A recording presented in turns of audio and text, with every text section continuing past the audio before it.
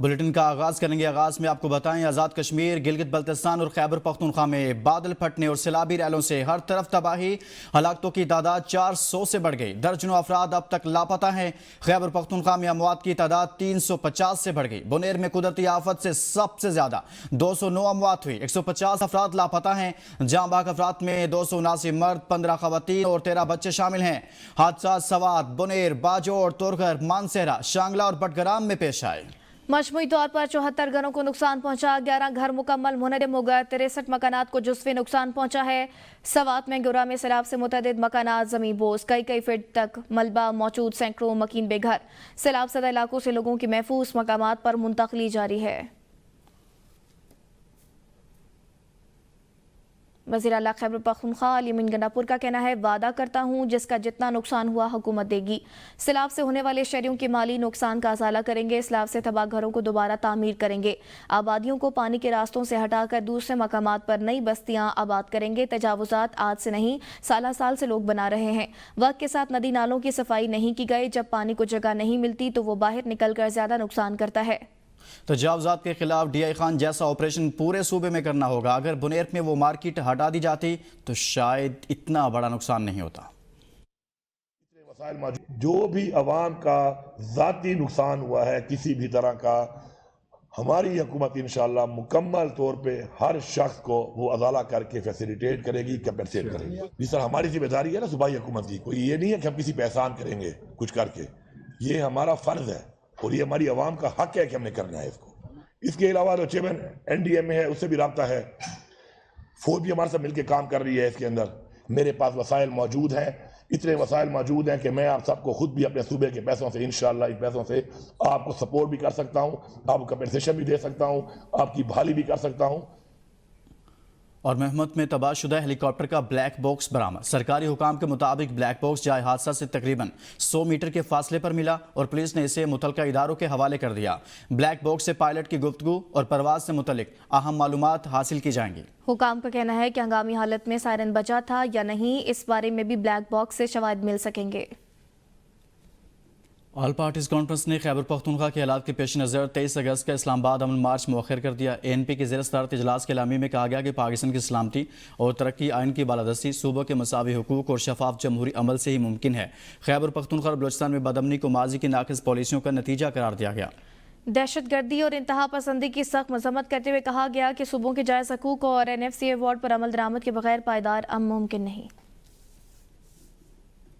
وزیر اطلاعات عطا طارق کا کہنا ہے، نیشنل ایشو پر ہم کسی صورت سیاست نہیں کریں گے، خیبر پختونخوا حکومت کو تمام ممکنہ وسائل فراہم کریں گے۔ کے پی کے متاثرہ اضلاع میں ضلع انتظامیہ کا ریسکیو اور ریلیف آپریشن جاری ہے۔ وفاقی حکومت نے خیبر پختونخوا سیلاب متاثرین کے لیے امدادی ٹرک روانہ کیے ہیں۔ 27ویں آئینی ترمیم فی الحال کسی بھی سطح پر زیر غور نہیں۔ این ایف سی ایوارڈ سے متعلق قاسم تنویر کی رائے کا احترام کرتے ہیں۔ 26ویں آئینی ترمیم میں بھی پی ٹی آئی کا کردار تھا، پی ٹی آئی کے ساتھ قومی ایشوز پر بات چیت کرتے رہیں گے۔ آل پارٹیز کانفرنس سے سربراہ جے یو آئی مولانا فضل الرحمان کا خطاب، کہا قوانین موجود ہیں، ان کے تحت سرمایہ کاری ہونی چاہیے، سیاستدانوں اور عوام کو بیدار رہنے کی ضرورت ہے، نیشنل اکنامک پلان کی ضرورت ہے تاکہ مستقبل میں عوام مطمئن ہوں، سب مل کر ایجنڈا طے کریں اور پھر اس پر بات کی جائے، بات چیت سے ہی مسائل حل ہو سکتے ہیں۔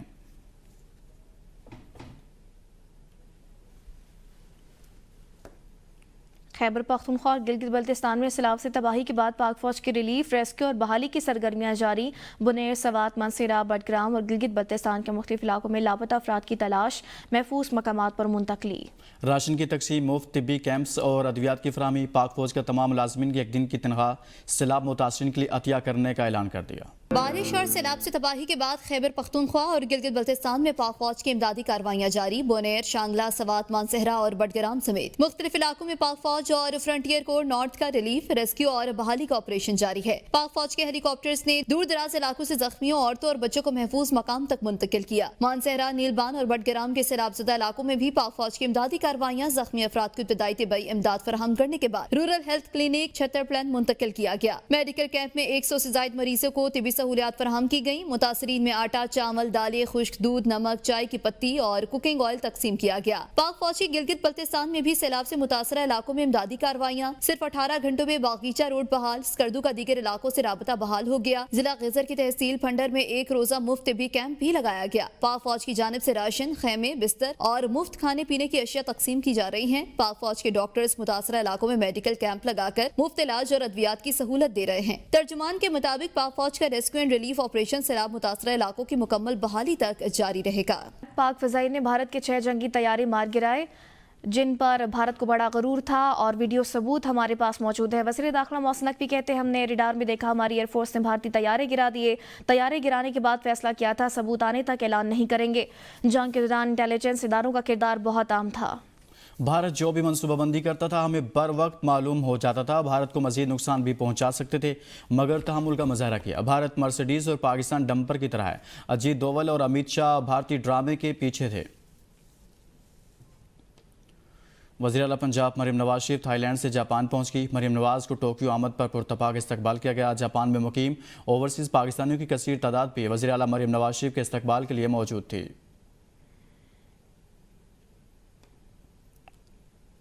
शिगर के नौजवान को पैमाओं की आमना शिकरी और महबूब अली शिकरी ने 7027 मीटर बुलंद स्पांगटेक चोटी सर कर ली है। इलाके और मुल्क का नाम रोशन कर दिया।